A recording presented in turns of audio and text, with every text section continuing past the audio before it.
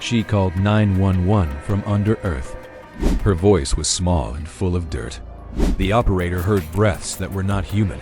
Something else answered on the line. Maya had been late that night. She had left her shift at midnight and she had taken the long round home because the bus had been late. The city smelled of rain and oil and the sidewalks were empty, and her phone vibrated like a small heart. She had no idea the way the world would close around her. She had no idea that night would move like a trapdoor. She remembered the man at the corner. He had watched her with a patience that tasted old. He had smiled like a promise, and he had offered directions that were wrong. She had said no. She had walked faster. He had followed. She felt him at the edge of her shoulder like a cold hand.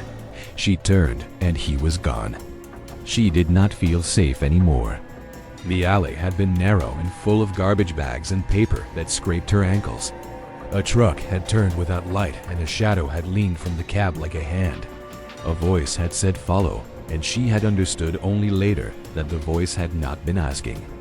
The world had been ordinary until the moment the world was not ordinary. Then the world moved with a single terrible decision. They buried her the wrong way. They thought she would not wake. They thought the cold would keep its promise. She had been buried under wet soil and plywood that did not hold air well. Her hands had found nothing. Her phone had found a pocket of life, and she had found the numbers that people keep memorized. She pressed them with trembling fingers, and she listened for a voice that would pull her out. The operator had a name. She also had the slow click of protocol. When Maya said 911, the word moved like an animal. The operator said hello and asked location, and Maya tried to explain that she had been placed in a box. She said she could not breathe. She said there was dirt in her mouth. She said she could feel the sky above as a weight. The recording begins with small sounds. There is the scrape of wood. There is the rattle of breath. That is the operator asking where she is, and Maya replying with street names that she cannot be sure belong to her. The tape makes the city small. The tape makes the world thin. The tape keeps it alive. Someone had watched them searching. He had been patient as a drought. He had waited until a small sun of tiredness passed through her eyes. He had wrapped her with something that smelled of oil. He had put her into a box like a secret. He had thought himself careful. He had thought he had been thorough. In the recording, Maya lists details with a clarity that makes the bones of things show. She says there is a smell of wet rot. She says the wood is cheap. She says the left side is softer under her nail. She says that she can feel hair. She says a voice hums from the other side of the boards. The operator writes each word. The operator asks questions that sound like rituals. The operator says stay on the line. Maya says she cannot last long. Outside the grave, a man named Carter is driving too fast. He runs a hand along the steering wheel like he is smoothing memory. He has a throat that narrows when he thinks. He keeps a routine in the night like prayers. He told no one that he had followed a shadow. He told no one that he had been near a graveyard the same week. He tells himself a story where he is only curious. He refuses to believe his own hunger. The police arrive and they move like machines. They shine lamps into dark mouths. They call the numbers they know. The operator transmits coordinates and the men with boots move like dogs. They step over grass. They curse small things. They take the tape and they place it in a recorder. They will later replay it for their colleagues and call it strange. They will not let the tape leave their hands. Maya hears the boots compress the soil from inside. She hears the scrape of leather. She imagines the shape of light like a dull coin above the lid. She wills herself to pull air. She remembers the feeling of sun on the back of her neck months ago. She breathes memories like oxygen. She tastes salt and iron. She tastes the fear of being small. The voice that answers her call is patient and soft. It is not the operator. It is not a man from the phone. It is other. It mutters like a lullaby through layers of dirt. It says hello in a voice that remembers how to be young. It says Maya. It says name after name like a catalog. The operator asks who is with her, and the voice answers with a laugh that sounds like a stone rolling. Officers kneel and press a shovel, and they hammer at a plank. They feel weight shift under earth, and they call for caution. One of them looks at the mouth of the grave and hears a whisper. He hears a repetition of the word help, and he is not sure from where it comes. His radio static answers like a third presence. Maya tries to speak above the noise. She tells the operator that there is another voice down here. She tells the operator that the voice knows her name. She tells the operator to get someone to the intersection near the second lantern post. She tries to give an address that keeps sliding away into soft shapes. Her mouth is a cave and each word slides because of the dirt. The man who buried her watches through a row of trees. He holds his collar up and he counts stars. He does not move. He thinks that the problem is simply that she will not live to tell it. He thinks himself safe in that conclusion. He does not know how stubborn the body can be. He does not know how language will scratch through the lid. The operator remains steady like a rope. She keeps a voice that will not fall apart. She has notes. She has a calm that has been practiced until it is almost cruel. She speaks to Maya in small rituals of sound, and she tells her that help is coming. Maya hears sirens from somewhere that may be real.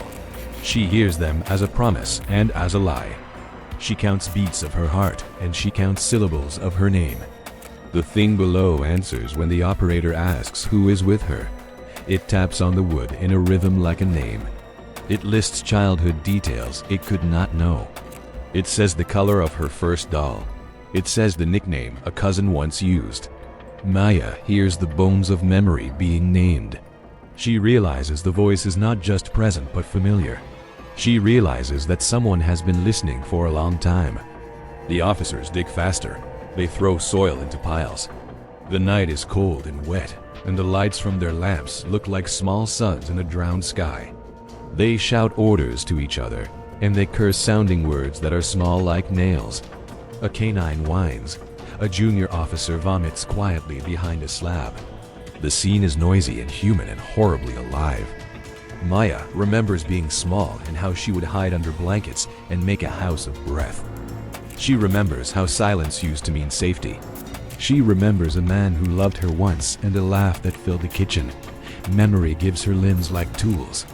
She pushes with elbows and she hears the box splinter. Then a sound that is not her own answers from the other side. It is a low syllable that makes the wood answer like a drum. The operator asks who is there. The voice says leave her alone. The operator repeats stay with me. Maya tries to wedge a shoulder under the lid. She tastes blood. The taste of blood steadies her like a compass. Outside, a neighbor who had been walking a dog watches the scene unravel and sees a shadow move behind trees and hears a laugh that is wrong. She crosses the street and keeps the dog tight to her chest like a child. She will later say that night that she smelled oil and rust and fear. She will not speak of the thing she thought she saw. They lift the lid and there is only a narrow slit of sky. The wood gives and Maya feels air enter for the first time. It is sharp and too cold, and it is like someone opening a window. Hands reach in. Fingers brush her hair. A man shouts and the recording catches the word alive, and it sounds too large for the mouth that tries it. Maya tastes earth, and the taste makes her eyes widen with disbelief. A hand grabs her wrist. The hand is not gentle. The hand pulls and she clings to the inside of the lid like a castaway holding a plank. She feels air fill her lungs. She coughs and dirt falls from her teeth. A face leans near the slit and a mouth says sorry, but with a smile that needs bad intentions. The man who buried her has come like a shadow to watch the end. Maya fights with a clarity that astonishes the officers. She kicks and she bites and she grabs the arm that pulls. The camera that will later show the body will capture mud streaks and a line of panic. She wills herself to be heavy. She wills herself to be impossible to lift. She will not be carried away like a thing. Something in her refuses the story that others wish to tell. The other voice down there answers with a sound that is like wind through pipes. It begins to chant names. It says the names of women who had vanished from the edges of the city. It says each name like a prayer, and it does not sound like mourning. It sounds like a ledger. The officer nearest the grave hears his own name in echoes, and he steps back as if the world had shifted uncomfortably. The man who had followed her is suddenly very human.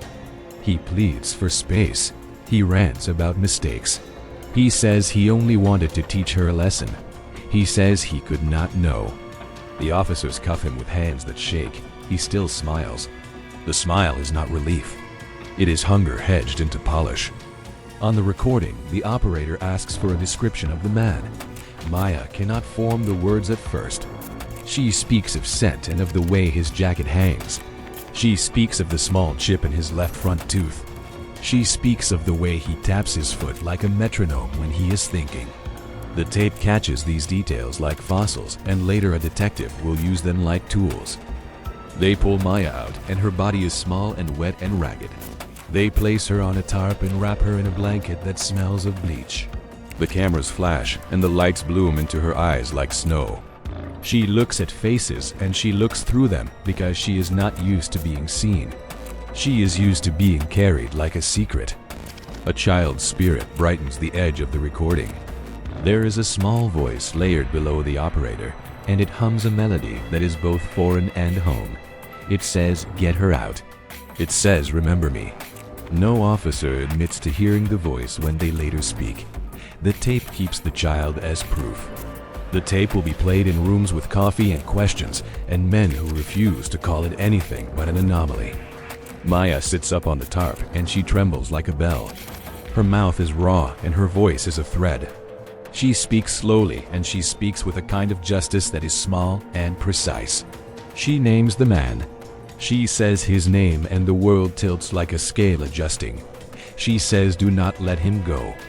The officers promise, and they will spend months passing papers and making a case. In the hospital later, she will dream of hands closing in and doors that are teeth. She will wake and taste metal, and she will swallow memory like medicine. The city will call her brave and broken, and she will accept both labels like heavy cloaks. Children will whisper her name at school like a talisman. She will answer like a woman who has been taught the fragile grammar of survival.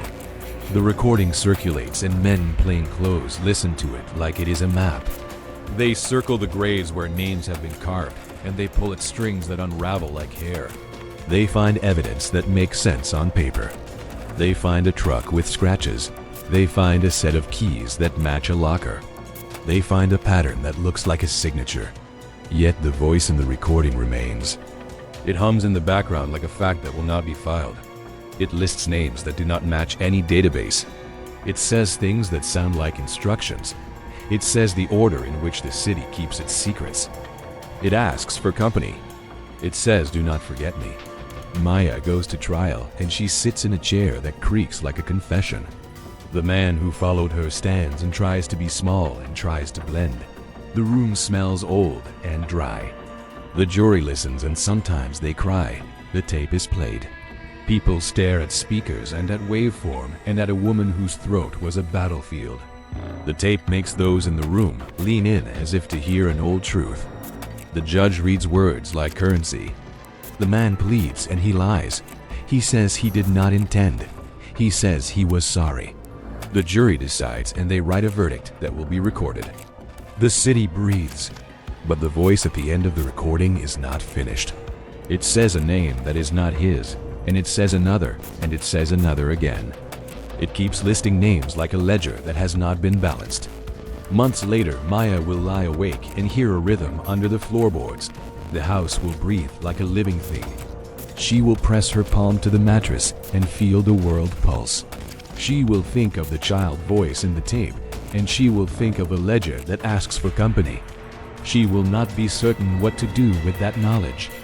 She will learn that survival carries a cost. The city will put up lamps and patrols and 1,000 small rules. People will talk less at night.